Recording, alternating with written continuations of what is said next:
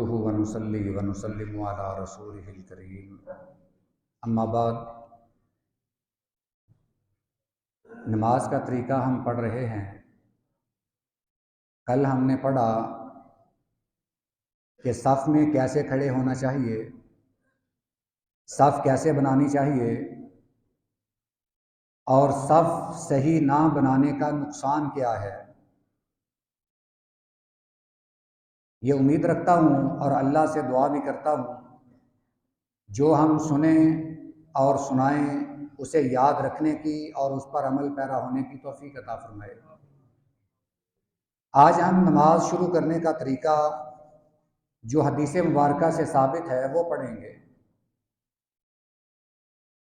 بخاری شریف کی حدیث مبارکہ ہے، سیدنا عبداللہ بن عمر رضی اللہ تعالی عنہما اس کے راوی ہیں۔ میں اگلی احادیث ان کا صرف مفہوم آپ کی خدمت میں عرض کروں گا، اور اس بات پر آپ مطمئن رہیں کہ جو بھی بات بیان ہوگی وہ باحوالہ ہوگی، اپنی طرف سے کوئی بات نہیں بیان کی جائے گی۔ وہی بات جو نبی علیہ الصلوۃ والسلام کی سنت مطہرہ سے ثابت ہے۔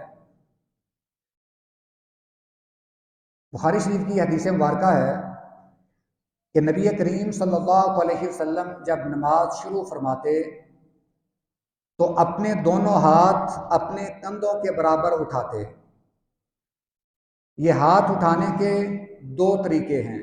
ایک مسلم شریف کی حدیث مبارکہ ہے، اس میں ہے کہ آپ کانوں کی لو تک اپنے ہاتھ مبارک اٹھاتے۔ اب اگر ان دونوں احادیث میں ربط پیدا کیا جائے، آپس میں تطبیق دی جائے، تو یہ الگ الگ نہیں ہیں، دونوں احادیث پر ایک ہی بار عمل کیا جا سکتا ہے۔ مثال کے طور پر بخاری شریف کی حدیث مبارکہ ہے کہ اپنے کندھوں کے برابر ہاتھ اٹھائے جائیں، ہاتھوں کی ہتھیلیاں کندھوں کے برابر ہوں، تو اسی طرح یہ انگلیوں کے پورے کانوں کی لو کے برابر ہوں، تو یہ مسلم شریف کی حدیث مبارکہ پر بھی عمل ہو جائے گا اور بخاری شریف کی حدیث مبارکہ پر بھی عمل ہو جائے گا۔ اس انداز سے ہاتھ اٹھا لیے جائیں کہ کندھوں کے برابر بھی ہوں اور کانوں کی لو کے برابر بھی، اور دونوں ہاتھ کندھوں کے برابر یا کانوں کی لو کے برابر اٹھائے جائیں۔ بعض بھائی اس سے تجاوز کر جاتے ہیں، وہ کانوں سے اوپر ہاتھ لے جاتے ہیں، یہ طریقہ درست نہیں، اور بعض بھائی تو اپنے کان بھی پکڑ لیتے ہیں، یہ بھی درست نہیں۔ کانوں کے اوپر ہاتھ لے جانا یا کانوں کے سوراخوں میں انگوٹھے ڈال لینا یا کانوں کے اوپر زیادہ ہی اونچائی تک ہاتھ لے جانا، یہ محض ایک تکلف ہے، زیادتی ہے، جس کا حدیث مبارکہ سے ثبوت نہیں۔ ہاتھوں کو یہاں تک اٹھانا چاہیے، اور اس میں ایک ضعیف حدیث میں یہ طریقہ ملتا ہے، مجمع الزوائد میں بھی یہ روایت موجود ہے کہ ہاتھ اٹھاتے وقت اپنے ہاتھوں کی جو ہتھیلیاں ہیں ان کا رخ قبلے کی طرف کیا جائے۔ یہ حدیث ضعیف ہے، مگر امام ابن قیم رحمہ اللہ زاد المعاد میں لکھتے ہیں کہ کوئی بھی اس کے علاوہ حدیث مبارکہ سے طریقہ ثابت نہیں، یعنی کوئی یہ نہیں کہے گا کہ ہاتھوں کو یوں اٹھانا چاہیے، یا کوئی یہ نہیں کہے گا کہ ہاتھوں کو یوں اٹھانا چاہیے یا ہاتھوں کو اس طرح اٹھانا چاہیے۔ اس پر امت کا اجماع ہے کہ ہاتھوں کی جو ہتھیلیاں ہیں وہ قبلہ رخ ہوں، ہاتھوں کا رخ یہ قبلہ رخ ہو، اس پر اجماع امت ہے، اور یہی طریقہ یہ کہہ لیں جو نماز میں ہاتھوں کو اٹھانے کا ہے، ہاتھوں کی ہتھیلیاں رکھنے کا ہے، وہ یہی طریقہ درست ہے۔ اس کے علاوہ اور کوئی بھی طریقہ ہاتھوں کو اس انداز سے، اس انداز سے یا اس انداز سے، یہ کوئی بھی درست نہیں۔ ہاتھوں کو اپنے کندھوں کے برابر اٹھایا جائے اور انگلیاں کشادہ رکھی جائیں۔ یہ ترمذی شریف کی حدیث مبارکہ ہے کہ ہاتھوں کی انگلیاں یہ کشادہ ہوں۔ بعض اوقات بھائی اپنی انگلیوں کو سکیڑ لیتے ہیں، یہ درست نہیں ہے، ہاتھوں کی انگلیوں میں خلا ہونا چاہیے۔ انگلیاں کھلی رکھنی چاہیے۔ ایک ابو داؤد شریف کی حدیث مبارکہ ہے کہ ہاتھوں کو لمبا رکھا جائے۔ بعض بھائی بڑے تکلف سے ہاتھ اٹھاتے ہیں اس انداز سے، یہ طریقہ درست نہیں۔ اگر آپ صف میں کھڑے ہو کر اس انداز سے رفع دین کریں گے، ہاتھوں کو اٹھائیں گے، میرا خیال ہے کہ آپ کے دونوں طرف والے نمازی وہ صف سے باہر نکل جائیں گے۔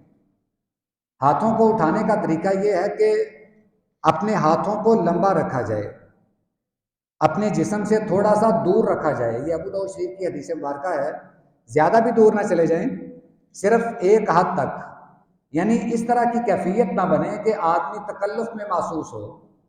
آدمی جب ہاتھ اٹھائے تو بڑے اطمینان کے ساتھ، خصوصاً جب آدمی جماعت میں شامل ہو، اس کے لیے یہ حکم ہے کہ وہ اپنے ساتھ کھڑے بھائی کے لیے نرمی پیدا کرے، چاہے وہ پاؤں ملانے کا مسئلہ ہو، ہاتھ اٹھانے کا مسئلہ ہو، سجدے میں گئے اپنے بازو رکھنے کا مسئلہ ہو، اپنے ساتھ والے بھائی کا پورا خیال رکھے، اس کو تکلیف نہ دے۔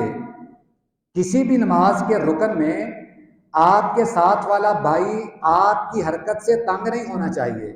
یہ حدیث مبارکہ کا حکم ہے کہ اپنے ساتھ والے نمازی بھائی کے لیے نرمی پیدا کی جائے۔ اب یہ 3 طریقے ہو گئے، ایک ہاتھوں کو اٹھانے کا، وہ کندھوں تک یا کانوں کی لو تک اٹھایا جائے۔ ہاتھ اٹھاتے وقت ہاتھوں کی ہتھیلیاں یا قبلہ رخ ہوں، اور تیسرا ہاتھوں کی انگلیاں کشادہ ہوں، چوتھا ہاتھوں کو تھوڑا سا جسم سے دور ہٹا کر رکھا جائے۔ یہ ہاتھوں کو اٹھانے کا مسئلہ ہے۔ اگلا طریقہ ہے کہ ہاتھ باندھے کہاں جائیں۔ حضرت وائل بن حجر رضی اللہ تعالیٰ عنہ بیان کرتے ہیں، صحیح ابن خزیمہ کی حدیث مبارکہ ہے، اور دیگر شواہد کے ساتھ مل کر اس کی سند کو مزید تقویت ملتی ہے۔ بیان کرتے ہیں کہ میں نے نبی کریم صلی اللہ علیہ وسلم کو دیکھا، آپ نے اپنے ہاتھ اٹھائے، اس کے بعد اپنے بائیں ہاتھ پر بایاں ہاتھ رکھ کر سینے پر ہاتھ باندھ لیے، یعنی کہ واضح الفاظ ہیں۔ ایک اور صحابی جن کا نام سیدنا خلب ہے، وہ بیان کرتے ہیں کہ میں نے نبی کریم صلی اللہ علیہ وسلم کو دیکھا کہ آپ نے اپنے سینہ مبارک پر ہاتھ باندھے۔ یہ اختلافی مسئلہ تو ضرور ہے، مگر آپ تک صحیح بات پہنچانا یہ بھی ایک حق ہے، بغیر کسی جانبداری کے، بغیر کسی مسئلے کی امتیاز کے۔ جو صحیح حدیث مبارکہ سے طریقہ ثابت ہے وہ آپ کی خدمت میں عرض کر رہا ہوں۔ باقی کئی روایات ملتی ہیں کہ جو ناف پر ہاتھ باندھنے کے متعلق ہے، مگر اس میں ایک کمزوری یہ ہے کہ وہ تمام کی تمام روایات ضعیف ہیں، یعنی وہ قابل عمل نہیں۔ کسی بھی روایت میں اگر ملتا ہے کہ ہاتھ ناف پر باندھے جائیں تو اس کی سند ضعیف ہے، اور جو صحیح سند سے حدیث مبارکہ ثابت ہے، جو آپ کا عمل ثابت ہے، وہ سینہ مبارک پر ہاتھ باندھنے کا ہے، یعنی آپ اپنے سینہ مبارک پر ہاتھ باندھتے۔ اور ہاتھ باندھنے کے بھی 2 طریقے ہیں۔ ایک حدیث مبارکہ جو بخاری شریف کی ہے، اس میں یہ ہے کہ آپ نے اپنے ہاتھ پر ہاتھ مبارک رکھا، یعنی اس انداز سے، یہ طریقہ بھی درست ہے، اور ہاتھ یہاں تک شمار ہوتا ہے۔ بعض نے یہ مراد لیا ہے کہ ہاتھ یوں رکھا جائے، یہ بھی ہاتھ کے اوپر ہاتھ ہے۔ اور دوسرا طریقہ یہ ہے کہ آپ نے اپنی کلائی پر اپنا ہاتھ مبارک رکھا اس انداز سے۔